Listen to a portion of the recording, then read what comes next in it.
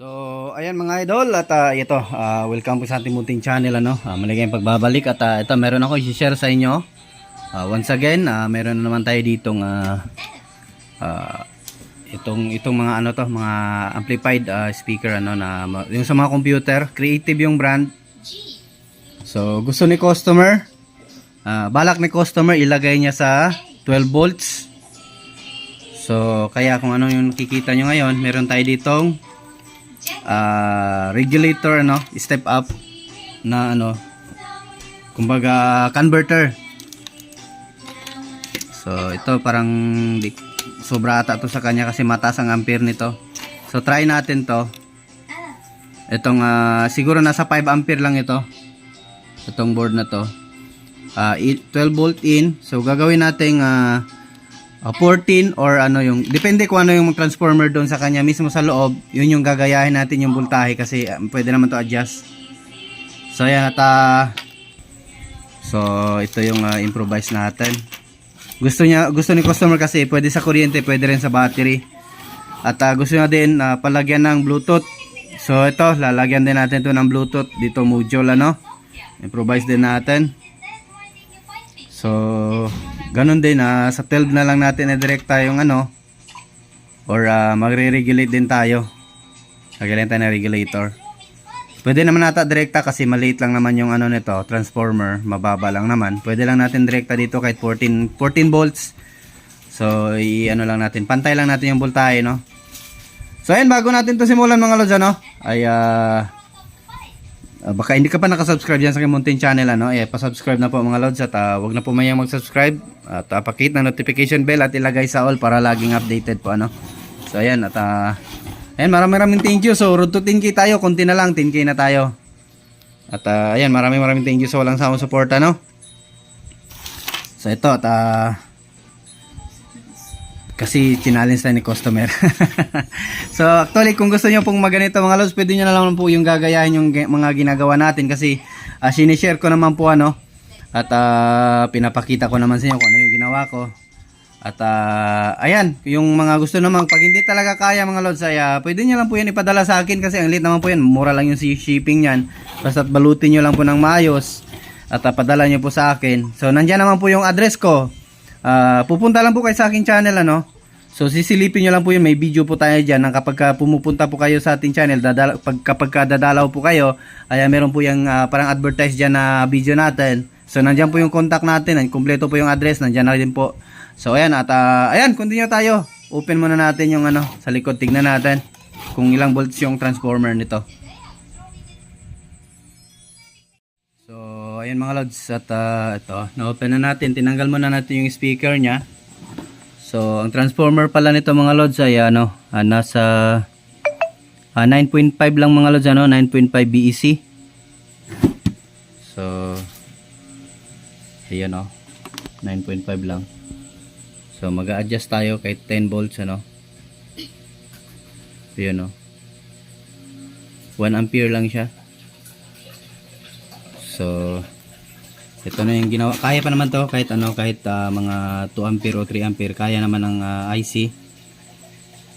So ang IC ata nito is yung mga lang, yung same sa mga DVD yung audio IC nito. At ito na-ready na natin.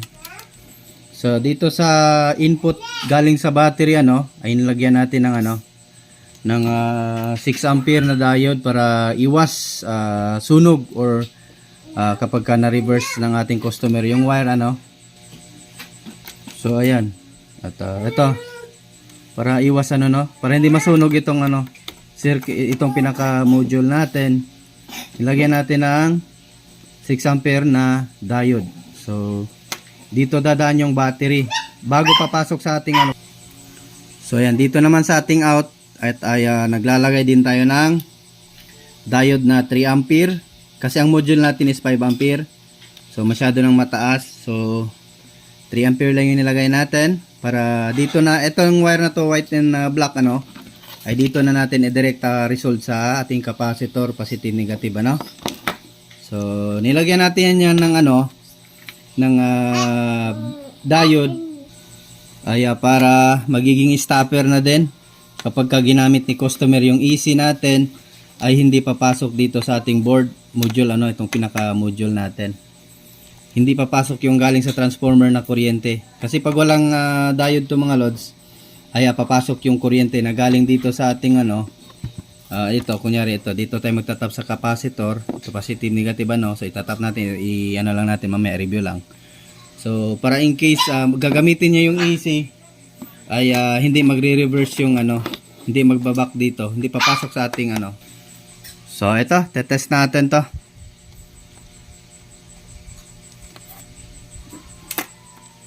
So ganyan lang gawin yung mga lods. Kung may mga ganito kayo, mamaya siguro pwede naman siguro ata direkta tayo kukuha dito sa 6 ampere ng ano, or dito sa ating ano, sa ating capacitor lang tayo direkta, tatap lang tayo yung USB natin, tatap na lang natin dito mismo din sa capacitor.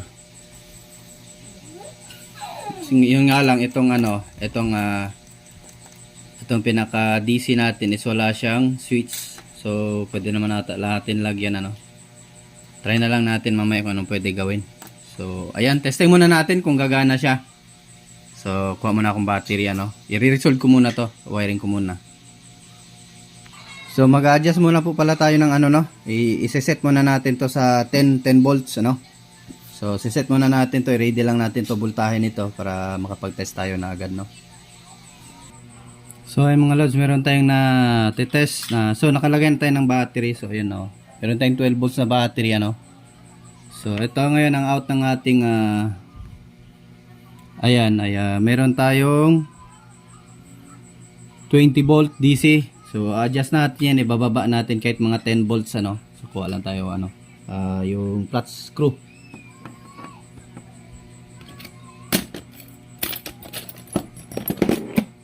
Yung flat screw natin.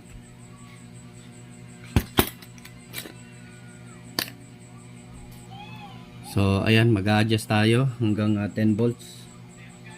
Itong trimmer lang mga lods oh, itong kulay blue. Ito lang yung i-adjust nyo.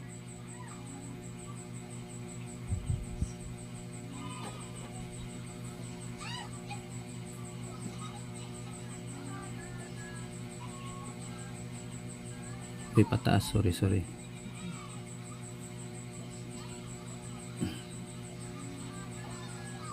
Gawin natin 10 volts.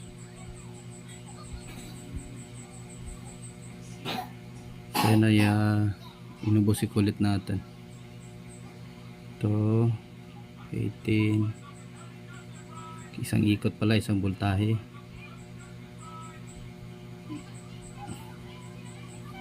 Baba pa natin hanggang 10 volts kasi pag may loads yan, magdadrop pa yan ano.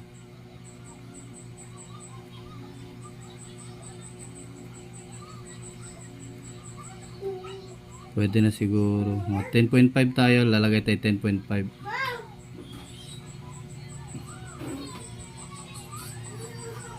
So baba pa natin. So ayan, yan na yung pinakababa. Na ano ko na, sagad na yung ano. So yan na yung pinaka minimum ng ano, kapag 12 volts yung input, 10.8 yung ano minimum. So ito, pwede na to, 10.8, hindi naman niya masusunog, kaya pa naman yan hanggang 12 volts yung IC.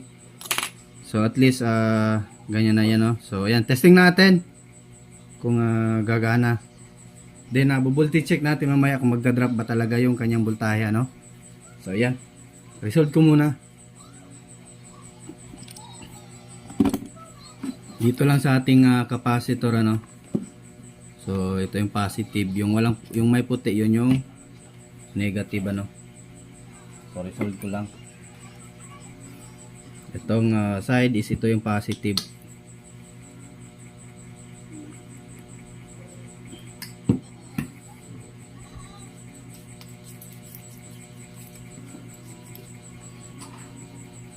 Itong negative.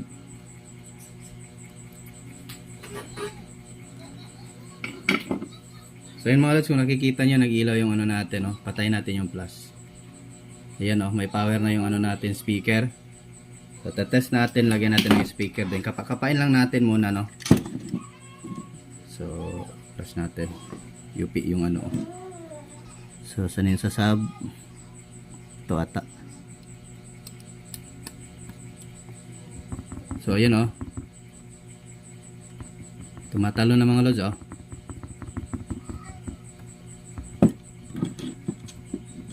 So ayan. Lagyan natin ng papel. Makita nyo na tumatalo na. Yan o. So ayan. Okay na. So i-wiring natin to. Then yung USB ilalagay na natin. Kasi kung ano yung gusto ni customer, yun yung gagawin natin. Ano. So ito yung ilalagay natin o. USB. Pwede naman natin i-test ngayon muna dito bago natin i-wiring. Para ano talaga.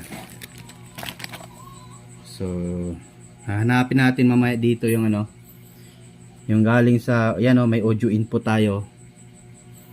So, yung audio input, dyan tayo magtatap. Kumbaga, ibabypass natin to. Atong audio input o. Itong green. So, kakat natin yung mga paa nyan. Yung out nito ay dyan papasok para pupunta sa kanyang IC, no? Para ano talaga. So, ito, re-resolve natin to kasi may regulator naman yung ating USB, kaya no worry na yan pag ganyan. So yan, para kita nyo talaga kung ano yung ginagawa natin ano. Para yung mga newbie din dyan natin ano, so nood lang sa video, review natin to mamaya para yung ano talaga, kita talaga yung wiring natin. So ito yung positive, negative.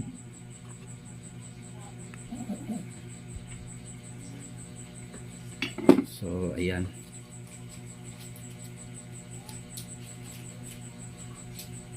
So yun, may power na agad, di ba?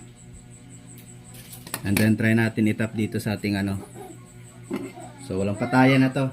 Ingat lang kung hindi pa kayo kabisado mga lods ano. Kaya patayin nyo lang muna yung ano nyo, yung pinaka ano.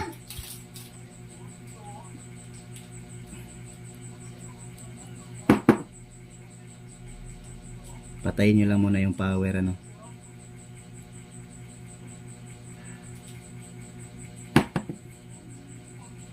So ito ata yun, stereo ata to. Ilang capacitor ba ito? Mayroon dalawa. So ayan, dalawa. So dito tayo sa capacitor mag-i-in. Pwede naman ata na direkta na tayo ano. Dito lang sa audio input ilagay. So yung gitna, yun yung ground. So paano ba to? Yung right, dito natin ilagay sa isang capacitor ano. Yan. Then yung ground natin, yung black.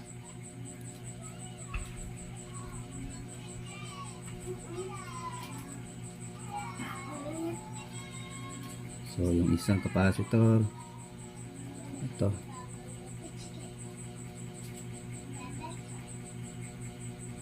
Hindi mahina.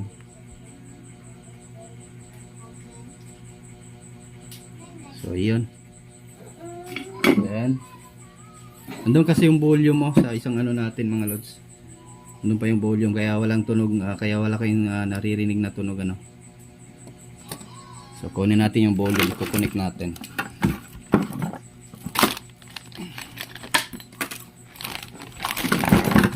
So, paano ba to? Ang gulo ng wire ni sir. So ingay si kulot.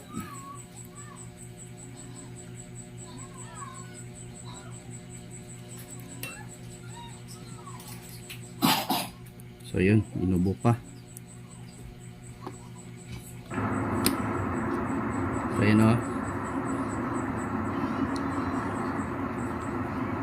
Sinaksakan lang natin ng ano. So at saka si sir dito lang siya magbo-volume ano. Yun o.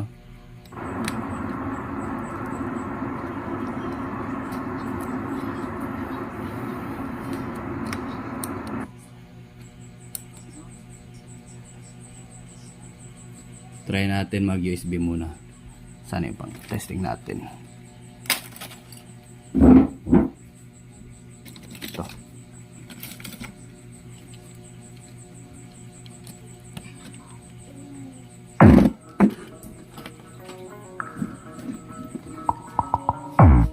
Yun o.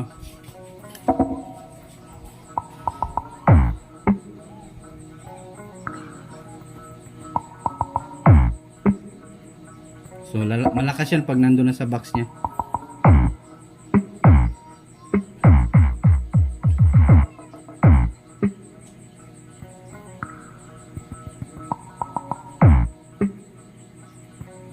So lagay natin yung dalawang speaker niya. Marinig niyo yung audio. Yun o.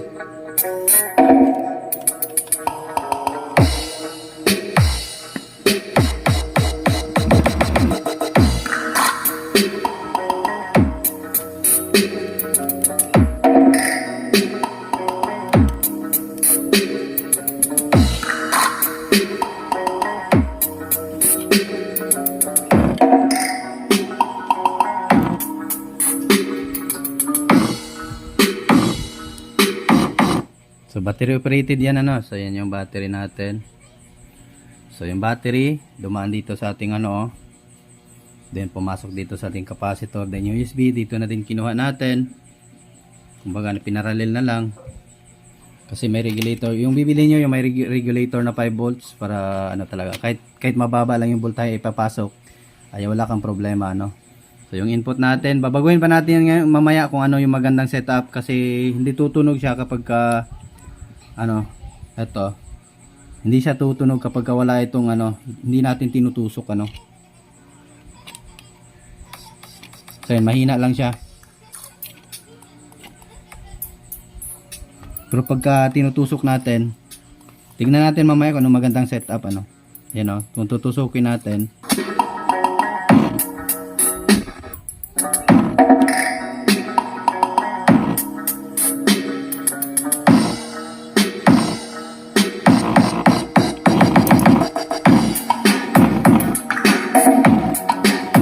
May gagawin tayo dito. So itong pinaka ito, i-cancel na natin to. Kasi itong volume wala na to, tatanggalin na natin kasi meron naman tayong volume na dito. At dito na din mag-aux in case ano man, kung may audio yung iba si sir ano. So ang gagawin natin dito, i-cancel natin tong isang audio input.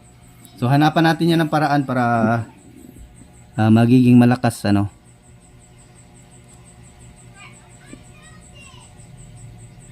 So nasa capacitor tayo nagtap sa dalawang capacitor. Yan o. So tignan natin kung ano magandang gawin dito. So yan, continue lang tayo. At hanapin ko muna yung magandang ano, setup para dito sa ating audio ano.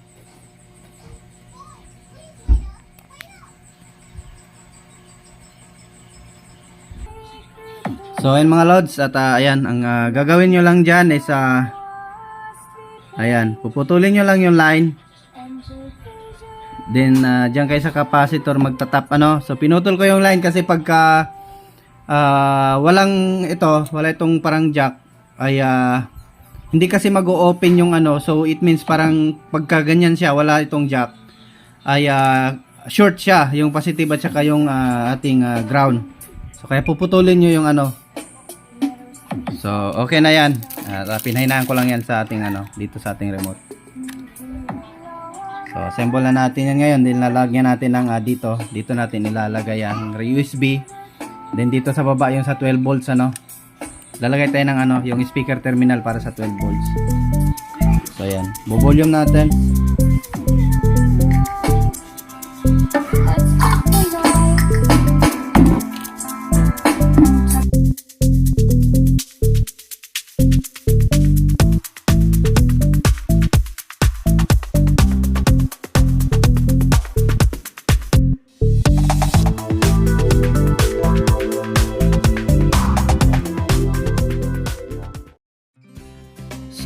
mga lods, out no mga idol, mga master. So yan, shout out sa inyong lahat. So kayo na lang bumasa mga lods ano. So yan, thank you sa walang sawang suporta. At parami na tayo ng parami. At ayan, maraming salamat at walang sawang ano pagsubaybay sa aking munting channel. So yan, God bless sa ating lahat at continue tayo sa ating video. So yan mga lods ano. Ay pinalitan ko ng wire mga lods. Kasi hindi aabot. Iksi kasi. So nasa front kasi natin nilagay ito. So para kita talaga kasi sayang din yung display nandun sa likod. So yun na yung ano natin, module ay itong yung step up natin ano. Boost. So hanapin nyo lang yung ano, yung pang amplifier kasi mayroong ganyan charger lang siya mga lods ano, wag yun. So yung ano, yung pwede siya sa amplifier. So ito, ikasim nito, pang amplifier din siya. Kung meron kang gusto mo 12 volts, then yung amplifier mo is nasa 24 volts, ay pwede mo ito siyang gamitin. Single nga lang yung supply. So meron naman yung ano, yung merong CT. So search nyo lang, meron din yung CT ano. Yung pwede kung gagawa kayo ng car amp, 12 volts yung input and then kahit 502 kayang i-power ano. Hanap lang kayong ano, 400 watts or 500 watts na ganito, converter. So tatlo yung dalawa yung in, tatlo yung out. May CT siya ano. So yan.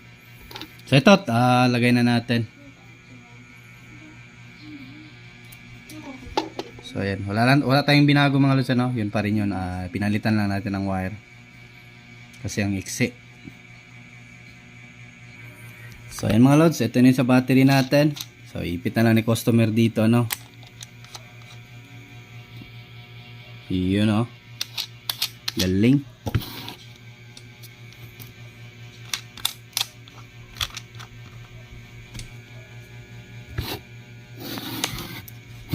So ito na yung front. So mukhang ano din, parang factory na din yung gawa. So parang factory lang din mga lads ano. So yun o.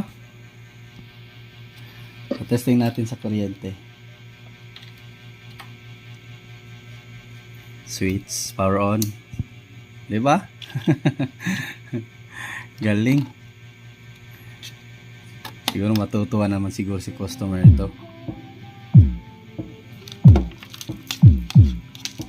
So ito na yung maliliit nya. Plug natin yung maliliit nya. Ang gulo ng wire. So yun o. Ganda. So may remote pa.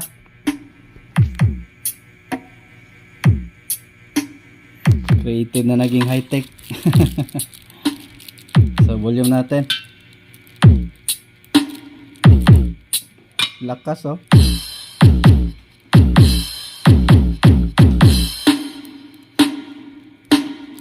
So may equalizer pa yun mga lods. Yun oh. Yun oh.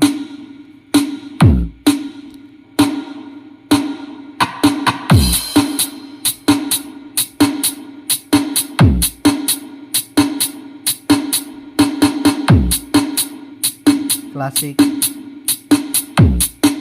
cut, normal.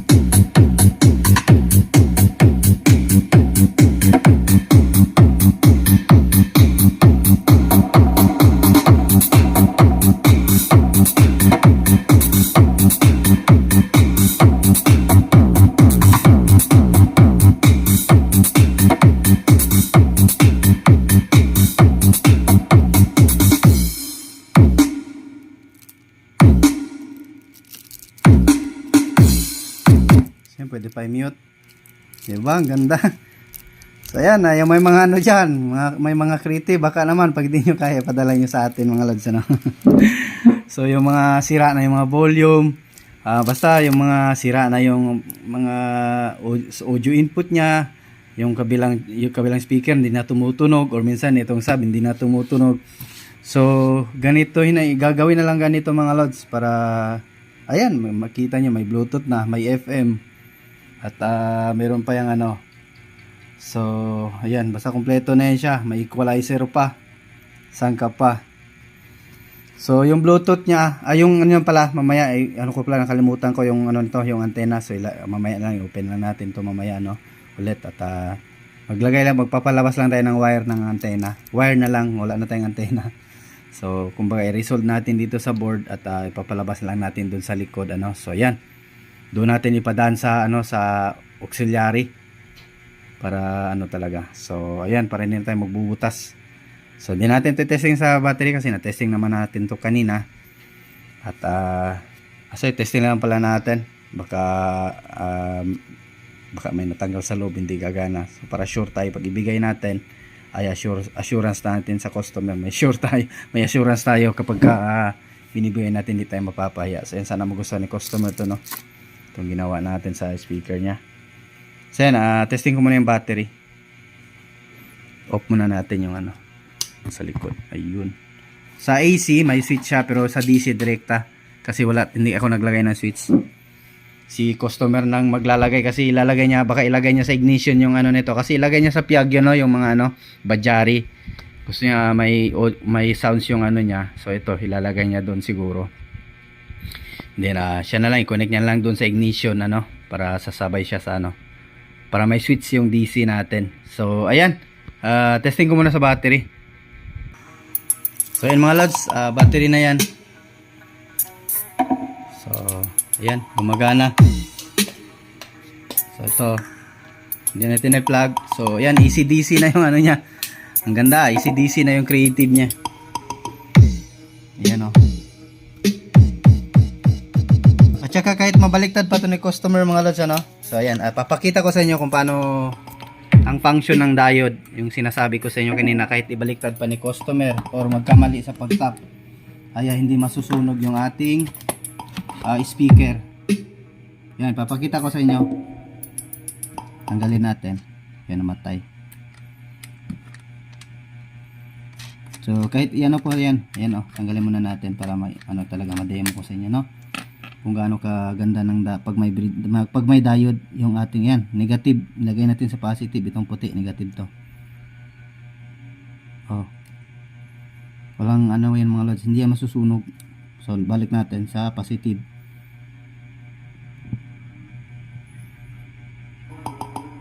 Yan, diba? Pakasan natin.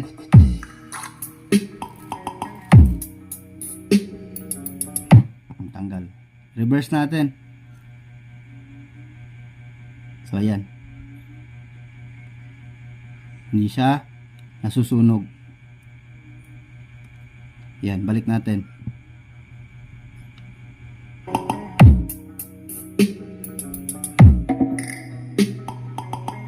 At saka safety din yung module natin mga lods So ito okay na to sa battery, tanggalin na natin.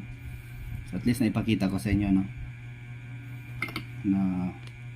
pulido yung gawa natin, walang back job yan. Pwede na lang kung masunog yung IC, audio IC. So ayan, balik na natin to. So yun, baka nagustuhan nyo itong video natin mga lods So huwag kalimutang i-like, at kung hindi ka pa nakasubscribe, subscribe na po. So dito lang natin mamaya ipapalusot yung antena sa na to. So tapusin lang natin yung video kasi masyado nang mahaba So balik natin sa AC. So yung AC may switch, yung DC wala. So ito, power natin.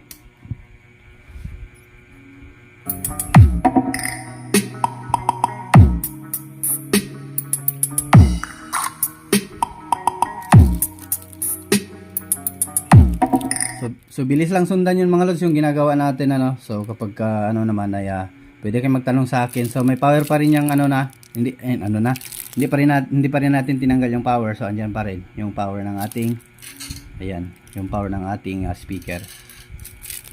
So ayan.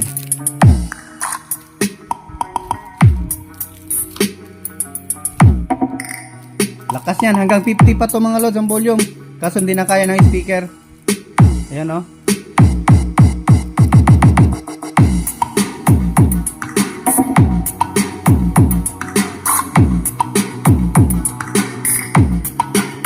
Lakas.